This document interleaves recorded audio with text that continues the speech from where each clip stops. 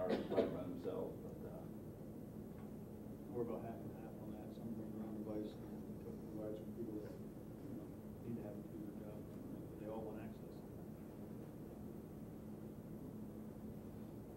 I know go ahead. I was going to say, we're still trying to make some of those decisions, obviously, at a college level, kind of a unique situation.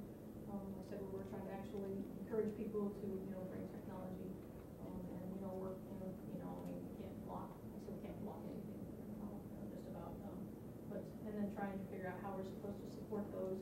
In the previous session, somebody mentioned about, all the new devices that come in, after Christmas time. Yeah, we had a plan, we had to prepare for that.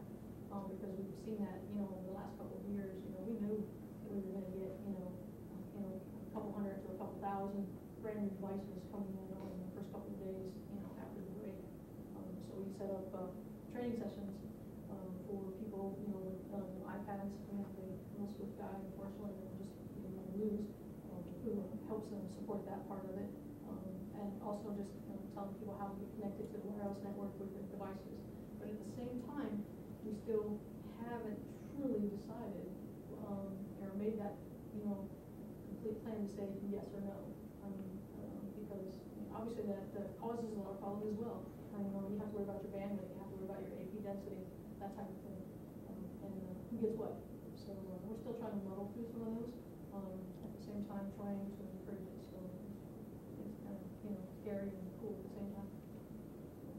And I think it's not an all or nothing.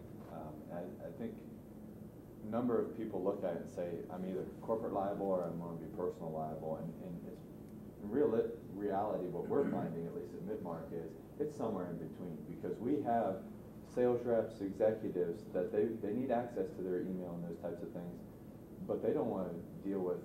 That's really all they use it for. They don't want all the extra applications. If they have an issue with it, they want to be able to bring it to somebody and say, here, just fix it. I need certain things to work, and the rest of it, yeah, it's nice that it does that, but I don't need all the millions of apps that are out there for it. So, and those fit very nice into a corporate liable environment. But then you have new hires, especially coming straight out of college, that are saying, well, I already have an Android. I already have this, this phone or that phone, and why can't I use this to connect? So it's coming up with that policy and working with we're working with HR on, are we going to do stipends? Are you going to do a compensation increase one time, and then you're just expected to provide your own phone moving forward? But the real challenge we're getting with that is not a technology standpoint. It's how do we make this not feel like we're impacting the teammates' compensation? That, because as soon as, yeah, I can deal with it right now and say, well, your Verizon plan is costing us $85 a month in your typical minutes, so we're going to give you a $100 stipend, plus X amount of dollars for the phone. Well, that's fine, with the stipend, if you're going to adjust that stipend and review it regularly. What if you do a compensation increase and say, well, now it's on you? Well, that's fine until, when it was 3G unlimited with Verizon. Now you go to 4G and it's limited. And we just recently had a couple sales reps that went to the Bahamas, used their air cards. One came back with a $6,000 air card bill. And it was like, okay, well, we need to work with Verizon and try to get that negotiated down and those types of things. And our telecom admin's doing a really nice job with that. I was surprised Verizon's given us anything back, actually. But, that would be a $6,000 hit if that's a personal liable device, but yet they're required to have it for work. So we're requiring them to have this because it's needed. HR is looking at it saying, we're going to, as fast as this is changing and the costs keep going up, I don't know if anybody else's telecom costs, but ours just keep going like this. And it's mostly on the cellular side. Our landline costs go down, but our cellular continue to go up. So how do you control that? And the stipend sounds good. The compensation increases, one-time compensation increase sounds good until that first data plan change from the carriers. And all of a sudden, now I'm, do we have to now watch the data carriers, the service providers, and do compensation increases, to offset those costs? And it becomes more of an administration headache than a technology issue, is what we're finding. To your question, at Midmark, we do not provide smartphones to everyone. It actually requires a VP of that division to sign off on a smartphone, even personal liable. So even though all we have to purchase is that license for mobile iron, we still require the VP to sign off on it because our cellular costs keep going up so dramatically year over year that we want that level of visibility within the division. And we're still small enough that we can do that as well. I mentioned that, we're talking about phones, but we're still using the BlackBerry server right now, which is one thing. But we're finding that more and more people, especially once we're moving up, if you're not already a VP or you're a director, and you're, and again, we limit how many of those we give out, but they don't want them. They've already got their own devices, so so they end up getting a BlackBerry that is dead 3/4 of the time, and we're still paying, for that coverage, as well as the license, of course, and but getting more and more of them turned back in. So that's a good question. At what point do we just stop doing that and just make a compensation? So. And for us, that's more of an HR decision than it is an IT decision. But is that an IT decision at your company? Is that an HR decision? Is that another department that is where are you running into the challenge if you do still say have BlackBerries in the environment, the corporate liable? May not be 70,000 users, but maybe you have a few hundred users or 100 users.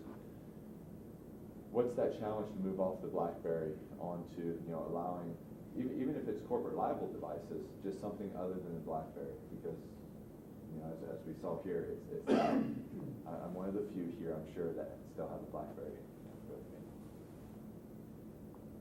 Is it IT? Is it HR? Is it support?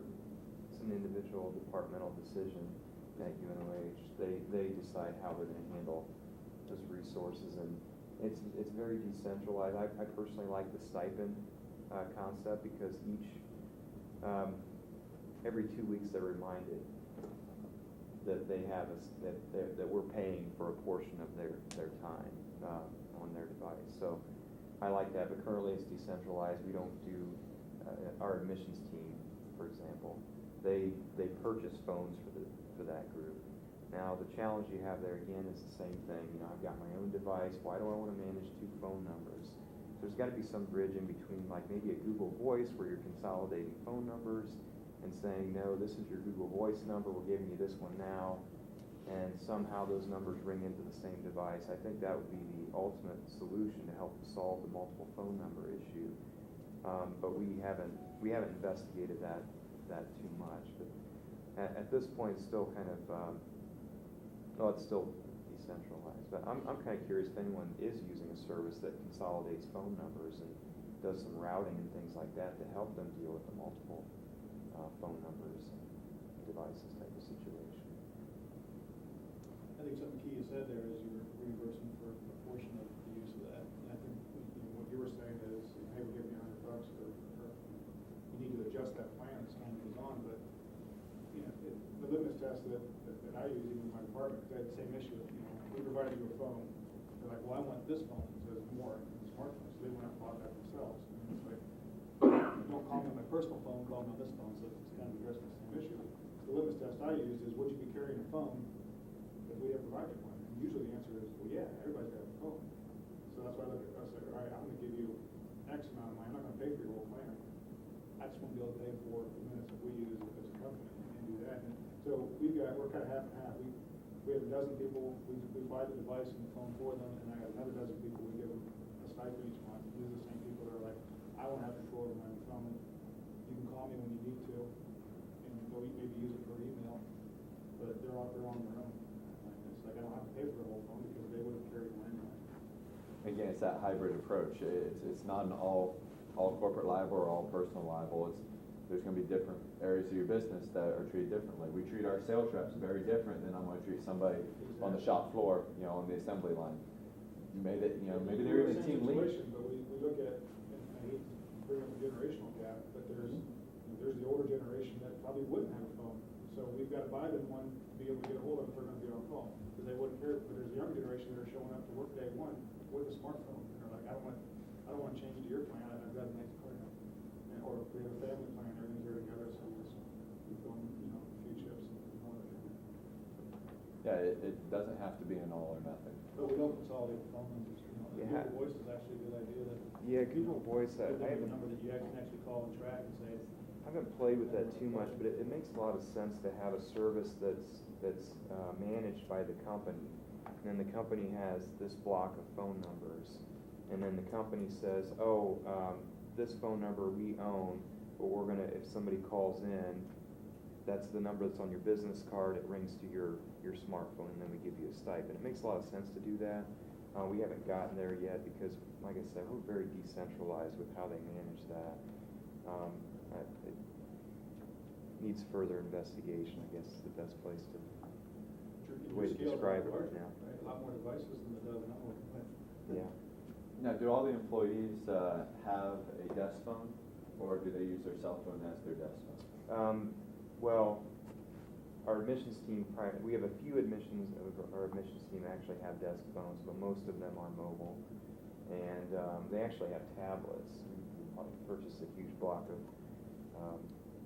of Thrive tablets for our team, and they use those. And of course, they're using Google pieces on there because they're Android based. But they use the tablets, and then they also, our phone is purchased for them. And so they have two mobile devices that they're using. They do not have a desk phone. So that's what I like about adding that layer of abstraction there between, you know, the devices. Who cares if it's a desk phone? Who cares if it's a mobile phone? I call this one number, and it rings to wherever I want it to ring at whatever time.